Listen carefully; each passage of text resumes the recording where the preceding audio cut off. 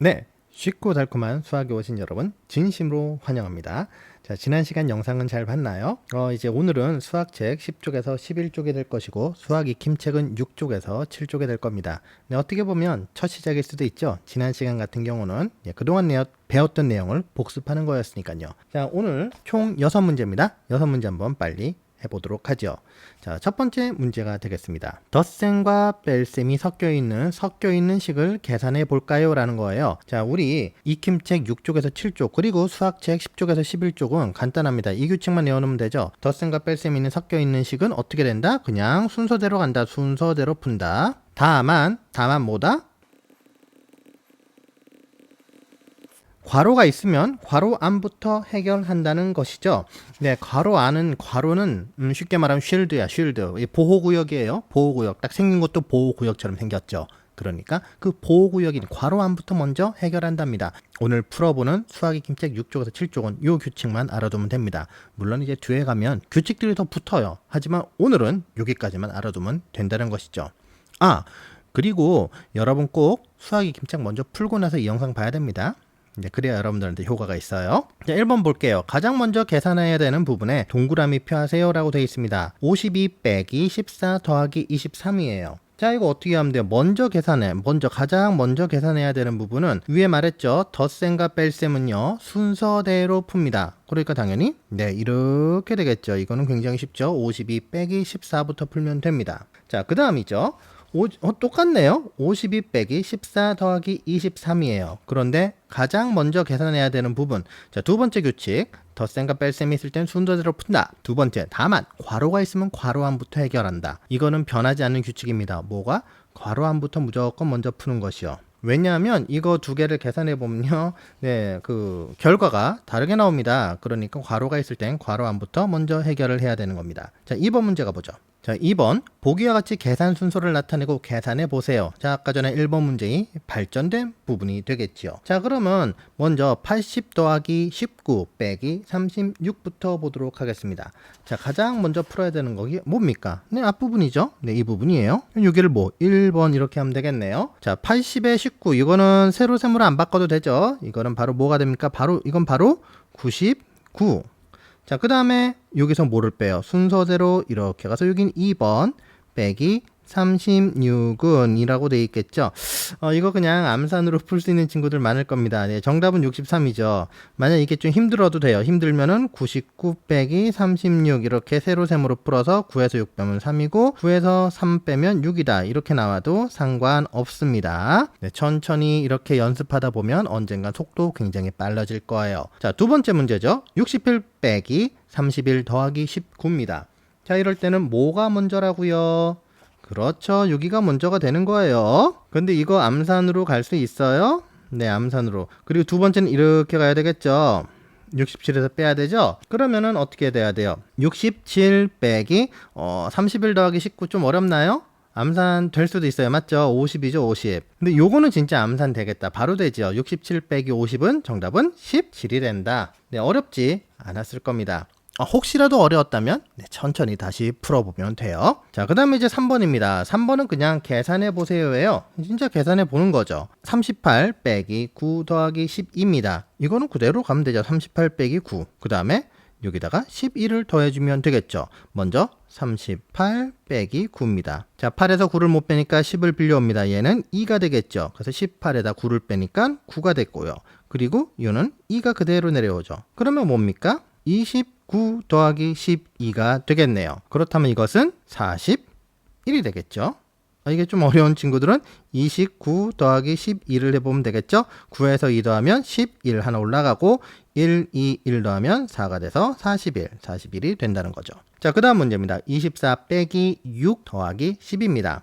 자, 이거 먼저 해야 되는 거 알고 있죠? 네, 이거면 10, 이게 1번이고 그 다음에 이렇게 되면 2번이겠죠. 이거 그대로 가면 24 빼기 16이 돼요. 맞아요? 그럼 이거 바로 풀 수 있나요? 네, 8이 되는데 어려운 친구들은 세로 세모로 바꾸면 돼요. 24 빼기 16. 그래서 4에서 6 못 빼니까 10 빌려오고 얘는 1, 10이 되는 거죠. 14에서 6을 빼면 얼마입니까? 8. 얘는 1 빼기 1은 0이니까 0. 안 써도 되죠? 그럼 정답은 8이 되는 겁니다. 자, 잘하셨습니다. 다음 쪽으로 넘어가도록 하죠. 자, 4번부터는 문장제 문제입니다. 잘 보세요. 우리 친구들 문장제 문제를 좀 어려워하는 친구들이 있어요. 근데 한 가지 비밀을 알려주죠. 이 문장제 문제는요, 여러분들의 무슨 실력과 큰 관련이 있냐 하면은 국어 실력과 큰 관련이 있습니다. 그래서 모든 과목의 기초가 되는 거는 여러분들 모국어, 국어라고 하죠. 예, 국어입니다. 국어 공부 열심히 하셔야 돼요. 국어 공부 열심히 하려면 많은 책을 읽고 정리하는 습관을 가져야 합니다. 왜냐하면 그래야지 이 문장제 문제를 읽고서 문제를 파악할 수 있거든요. 근데 가끔 어떤 친구들 보면 수학 문장제 문제가 약하다고 생각해서 계속 풀면서 좌절하는 친구들이 있는데, 그 이유가 바로 이 국어 실력이 향상이 되어야 되기 때문입니다. 그래서 국어 공부 열심히 하셔야지 문장제 문제 쉽게 갈 수 있어요. 자, 봅시다. 지혜네 반 학급문고에는 동화책 50억 원, 위인전 28권이 있습니다. 그 중에서 36권을 친구들이 빌려갔습니다. 남은 책이 몇 권인지 하나의 식으로 나타내어 구해보세요. 자, 중요한 거 동그라미 치겠습니다. 자, 지혜네 반 학급문고에는 동화책이 55권 있습니다. 위인전이 28권 있어요. 그 중에서 36권을 친구들이 빌려갔어요. 남은 책이 몇 권인지 하나의 식으로 나타내 달랍니다. 자, 그럼 식을 구하는 게 매우 중요하겠지요. 자, 식을 구해 보도록 하겠습니다. 전체 책이 몇 권입니까? 이 지혜반 학급문고의 전체 책은 몇 권이 되지요? 네, 바로 55죠. 더하기 몇 권입니까? 28이죠. 왜? 이게 지혜네 반 학급문고입니다. 동화책 55권과 위인전 28권이 있어요. 근데 이 중에서 36권을 빌려갔답니다. 자, 빌려갔다는 거는 무슨 의미예요? 가져갔다는 얘기니까 덧셈이 돼야 됩니까? 뺄셈이 돼야 됩니까? 그렇죠. 뺄셈이 돼야 돼요. 빼기 36이 돼야 되는 거죠. 그러면 이거는 사실 세로셈으로 해서 그대로 풀 수 있겠죠. 네, 뭐 여러분이 풀어봤다면 정답이 바로 나올 겁니다. 정답은 47권이죠. 그러니까 문장제 문제에서는 요 식을 구하는 것이 매우 중요하죠.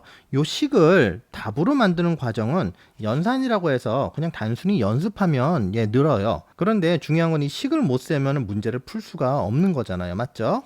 네, 그래서 식은 세울 때는 이렇게 해서 는 47까지 나와야 되겠네. 예. 이렇게 해서 55 더하기 28 빼기 36은 47. 그래서 정답은 47권이 되는 겁니다. 자, 그 다음 5번 문제로 가볼게요. 땅에 있는 음식의 가격을 나타낸 것입니다. 연수는 돈가스를 먹었고 슬기는 김밥과 떡볶이를 먹었습니다. 어우, 맛있어. 배고프네요.